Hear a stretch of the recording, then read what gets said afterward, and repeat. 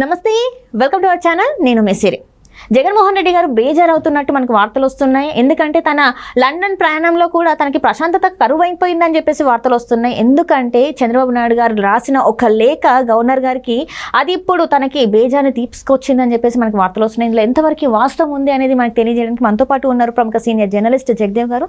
నమస్కారం సార్. నమస్తే సార్, ఇప్పుడు జగన్మోహన్ రెడ్డి గారు బేజార్లో ఉన్నట్టు మనకు వార్తలు వస్తున్నాయి. ఎందుకంటే చంద్రబాబు నాయుడు గారు ఒక లేఖ గవర్నర్కి అయితే రాయడం జరిగింది. అందులో ఏంటంటే ఈ ఆఫీస్ని మూసివేస్తున్నారు, అంటే మూసివేయడం అంటే కొన్ని రోజులు అదేంటంటే అప్డేట్ చేస్తున్నాం అని చెప్పేసి. సో దానివల్ల ఏవైనా ఫైల్స్ మిస్ అయ్యే ఛాన్సెస్ ఉన్నాయి, అలాంటివి ఏం చేయొద్దని చెప్పేసి గవర్నర్ గారికి అయితే చంద్రబాబు నాయుడు గారు లేఖ రాయడం జరిగింది. దీనివల్ల జగన్మోహన్ రెడ్డి గారు బేజారు అవుతున్నట్టు కూడా వార్తలు వస్తున్నాయి. ఇందులో ఎంతవరకు వాస్తవం ఉంది అసలు? చంద్రబాబు గారు లేఖ రాయడం అనేది, గవర్నర్ నజీర్ గారికి రాయడం అనేది వాస్తవం. ఏ అంశాల మీద రాశారంటే ప్రధానంగా ఈ ఆఫీస్ ఏదైతే ఉందో దాన్ని అప్గ్రేడేషన్, అంటే దాంట్లో ఉండే కీలక సమాచారం అంతా కూడా అప్గ్రేడేషన్ పేరుతో తొలగించవచ్చు, అవసరమైనవి లేదా అవసరమైనవి తొలగించేసి అనవసరమైనవి ఉంచవచ్చు, మరీ ఇతర కారణాలు కూడా జరగచ్చు.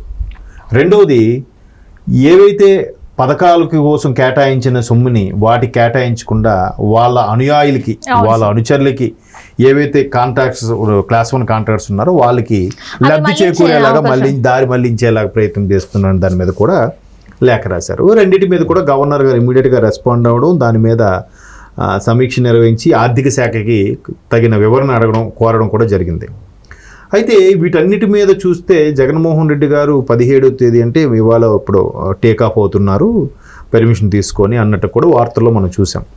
సో అక్కడికి వెళ్ళినా కూడా ఆయనకి ప్రశాంతత కరువు అవ్వడానికి కారణం ఇదే. జనరల్గా ఇట్లాంటి ట్రిప్పులు, ఫ్యామిలీ ట్రిప్పులు కానీ కలవడానికి వెళ్ళేది ఎన్నికల నిర్వహణ రిజల్ట్స్ వచ్చిన తర్వాత ఒక కాసేపు రిలాక్స్ అవ్వడానికి ఏదో ఉంటుంది. బట్ ముందుగా వెళ్ళడం అనేది వాళ్ళ సొంత కారణాలు ఏవో అయ్యుండొచ్చి వెళ్తున్నారు.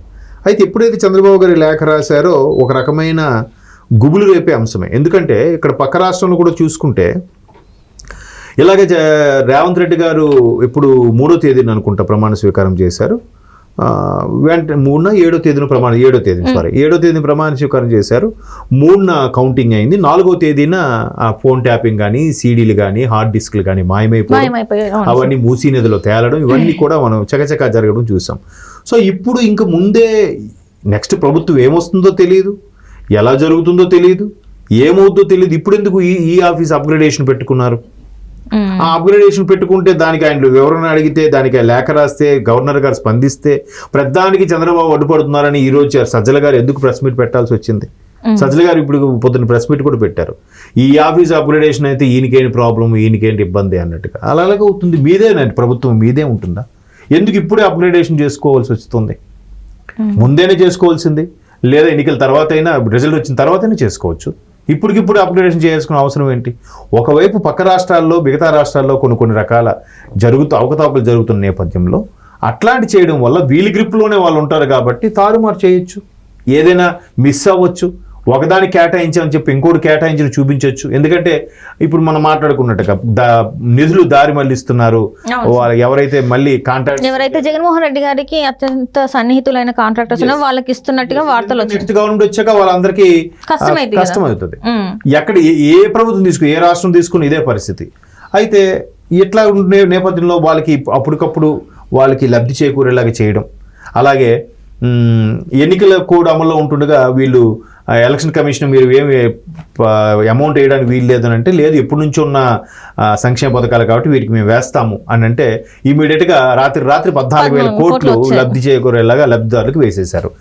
దాని మీద కూడా ఎన్నికల కమిషన్ వివరణ అడిగిందిగా. మీరు జీతభత్యాలకి ఇవ్వడానికే కష్టం, ఇన్ని రోజుల్లో ఏమో కష్టపడ్డారు, కష్టము అంటున్న మీరు ఎప్పుడు ఒకేసారి పర్మిషన్ ఇచ్చి మధ్యాహ్నం ఇస్తే రాత్రికల్లా మీరు ఎలాగా లబ్ధిదారుల ఖాతాలో వేసేసారు ఎలాగా అన్నట్టుగా కూడా వివరణ అడిగింది. దానికి ఇప్పుడు ఎక్స్ప్లెనేషన్ ఇవ్వాలి.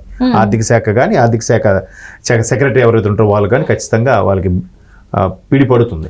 సో ఇట్లాంటి అంశాలన్నీ ఉన్నప్పుడు గవర్నర్కి లేఖ రాయడం తప్పులేదు. ఎందుకంటే ఎన్నికల కమిషన్ ఒకవైపు ఇక్కడ ఇంత జరిగి ఇంకా కౌంటింగ్ అవ్వలేదు, ఇంకేమీ తెలియకుండానే ఇంకా హింస చెలరేగుతుంది, అల్లర్లు చెలరేగుతున్నాయి, పోలీసులు తల్ల కూడా బద్దలవుతున్నాయి, కొన్ని కార్యాలయాలు ధ్వంసం అవుతున్నాయి, ఇన్నిటి మీద కొంతమందికి ప్రాణహాని ఉంది, ఇవన్నీ జరుగుతుంటే ఒక పక్క వీళ్ళకి సంబంధించిన ఇంకా మాదే ప్రభుత్వం మేమే ఉంటాము, మాదే ఎప్పటికీ రాజ్యాధికారం అన్నట్టుగా వీళ్ళు వ్యవహరిస్తున్నారు అన్నట్టుగా చంద్రబాబు గారి లేఖలో మనకు అర్థమవుతుంది. దాని మీద గవర్నర్ గారు ఏ స్థాయిలో స్పందించాలో, గవర్నర్ గారు స్పందిస్తే దాని ఇంపాక్ట్ ఎలా ఉండబోతుందో అనేది కూడా ఆయన ఇమీడియట్గా చేసి చూపించారు గవర్నర్ గారు.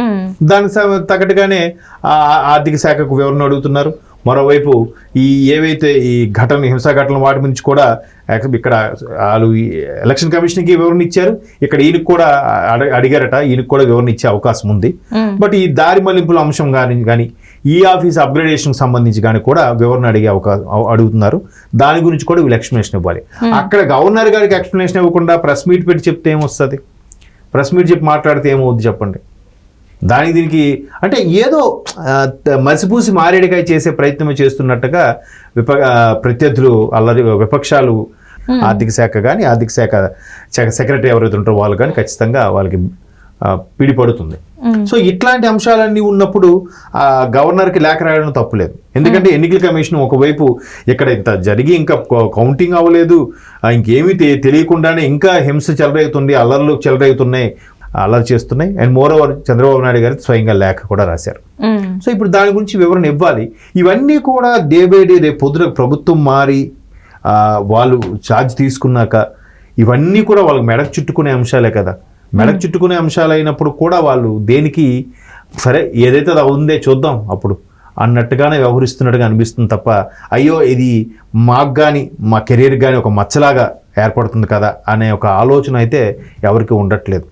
ఏమంటే ఒక విధంగా చట్టంలో ఉన్న లొసుగుల మీద ఉన్న గ్రిప్ వల్ల లేదంటే ఇవన్నీ తేలే కొన్ని సంవత్సరాలు పడుతుందిలే, ఈలోగా మనం వాయిదాల మీద వాయిదాలు, బెయిల్స్ మీద బయటకు వచ్చిన ఉద్దేశము వాళ్ళకి నచ్చినట్టుగా వాళ్ళు చేసుకెళ్ళిపోతున్నారు. దానికి తగ్గట్టుగా మళ్ళీ అంటే వాళ్ళకు నచ్చే కొంత వర్గం కూడా నచ్చే వాళ్ళు ఉంటారు కదా, వాళ్ళ మాటలు నమ్మే వాళ్ళు. సో వాళ్ళని దృష్టిలో పెట్టుకొని ఆ ప్రెస్ మీట్లు కూడా పెడుతున్నారు. ఈ ఆఫీస్ అప్గ్రేడేషన్కి చంద్రబాబు నాయుడు గారికి సంబంధం ఏంటి? సంబంధం లేకపోవడం ఏంటి? ఈ టైంలో ఎందుకు అప్గ్రేడేషన్ పెట్టారు? అదేంటంటే కొన్ని ఫైల్స్ మాయమయ్యే అవకాశం ఉంది. ఏదైతే అవినీతికి పాల్పడినా అవన్నీ మాయమయ్యే అవకాశం ఉంది. ఎందుకంటే తెలంగాణలో మనం చూసాం ఆల్రెడీ, ఇక్కడ కూడా అదే జరుగుతుంది, అదే జరగబోతుందేమో, ఎందుకు ఇలాంటివి తప్పులు జరగకపోతే ఎందుకు ఇవన్నీ ఇంత భయపడతారని చెప్పేసి అడగడం జరుగుతుంది. అందులో తప్పేంటి అంటే వీళ్ళు అవసరం లేదు, ప్రతిపక్షాలకు ఏం అవసరం ఉంది, మేమేం చేస్తామని చెప్పేసి మాట్లాడుతున్నారు. అసలు ఏం జరుగుతుంది రాష్ట్రంలో అసలు? ఓపిక ఇంకెన్ని రోజులు, ఇంకొక 2 వారాలు ఓపిక పడితే క్లియర్గా అన్నీ సర్దుకుంటే క్లారిటీ వచ్చేస్తుంది. అప్పటి నుంచి అన్నీ మనం టీవీల ముందు కూర్చొని చూడాల్సిందే. ఇంకా ఏంటేంటి ఎవరెవరిని పట్టుకోబోతున్నారు, ఎవరెవరిని ఎక్కడెక్కడ దొరకబట్టబోతున్నారు అనేది క్లారిటీ వస్తుంది మనకి. Right sir, right. Thank you so much. Thank you.